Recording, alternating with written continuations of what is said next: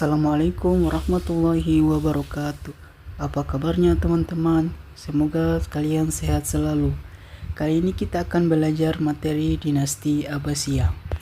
Zaman keemasan Islam atau Islamic Golden Age adalah suatu masa di mana peradaban Islam menghasilkan banyak ilmuwan muslim yang hebat yang berkontribusi besar terhadap perkembangan teknologi dan kebudayaan Islam.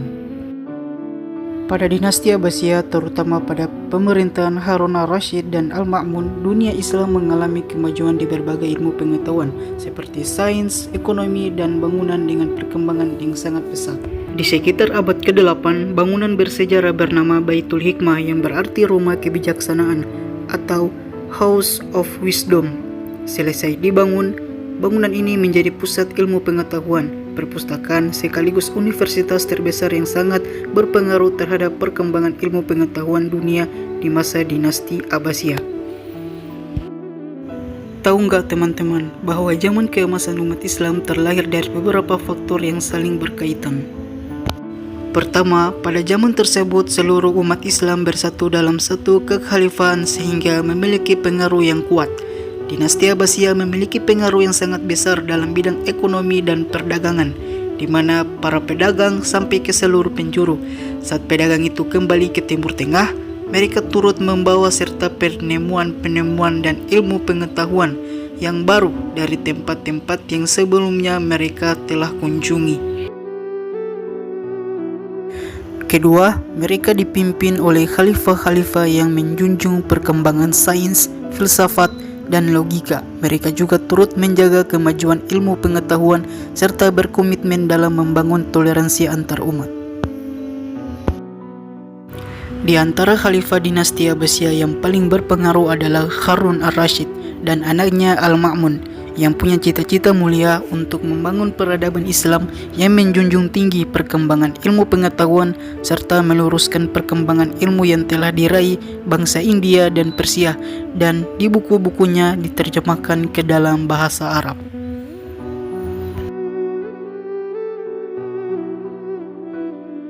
Ketiga, salah satu penyebab kejayaan umat Islam adalah keputusan untuk memindahkan pusat pemerintahan dari kota Damaskus ke kota Baghdad, negara Irak. Saat masih di kota Damaskus, ilmu pengetahuan Islam mendapatkan banyak pengaruh dari ilmu pengetahuan Yunani dan Romawi. Setelah pindah ke kota Baghdad, ilmu pengetahuan Islam memperoleh tambahan lain seperti ilmu pengetahuan Persia, India, hingga Tiongkok. Kenyataan ini tidak terlepas dari letak geografis Baghdad yang lebih strategis dibandingkan Damaskus, yang memungkinkannya menjadi pusat perdagangan internasional karena letaknya di Jalur Sutra. Karena berada di Jalur Sutra, Baghdad berhasil menjadi kota metropolitan yang ramai akan pengunjung. Pedagangnya tidak sedikit di antaranya singgah dan menetap. Para kelompok ekonomi seperti pedagang madu, riasan, sutra, kaca, kertas, dan gading gajah, dan lain-lain menjadikan kota Baghdad menjadi salah satu kota terkaya di dunia pada masa dinasti Abbasiyah. Kekayaan ini membuatnya mampu mendukung berbagai proyek dan perkembangan yang sampai saat ini sangat berpengaruh di dunia.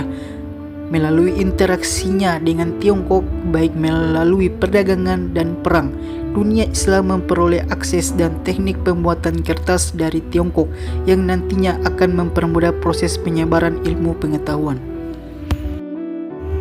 Berkembangnya Baghdad, ibu kota Irak, sebagai pusat perdagangan menjadi daya tarik tersendiri bagi para kaum ilmuwan dan cendekiawan.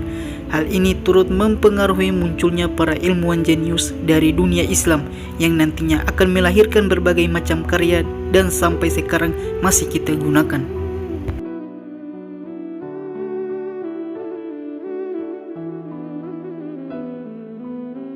Ilmuwan-ilmuwan ini antara lain adalah Ibnu Sina, seorang ilmuwan filsafat astronomi yang memiliki julukan sebagai Bapa Kedokteran Dunia. Salah satu mahakaryanya yang terkenal adalah di bidang kedokteran yang berjudul Al-Qanun fi Al-Tib atau The Canon of Medicine. Karya ini sangat berpengaruh dan menjadi salah satu buku terpenting bagi mahasiswa kedokteran di penjuru Eropa, khususnya di abad pertengahan hingga abad ke-18. Ibnu Sina memang merupakan ilmuwan yang sangat hebat, namun selain dia, masih banyak ilmuwan-ilmuwan hebat lainnya dari dinasti Abbasiyah.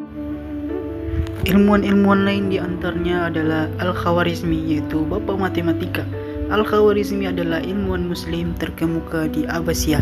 Beliau dikenal sebagai bapak aljabar dan algoritma.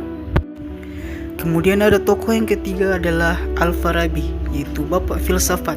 Al-Farabi adalah tokoh ilmuwan filsafat terkemuka pada dinasti Abbasiyah yang dijuluki guru kedua atau bapak logika kedua setelah Aristoteles, yaitu tokoh filsafat pertama di Yunani kuno. Kemudian ada tokoh yang keempat, yaitu Jabir bin Hayyan atau bapak kimia. Jabir bin Hayyan merupakan ilmuwan muslim pada masa kejayaan dinasti Abbasiyah yang diakui sebagai bapak kimia modern. Ia dikenal mengembangkan teknik laboratorium dan eksperimen. Baik, terima kasih. Semoga bermanfaat. Assalamualaikum warahmatullahi wabarakatuh.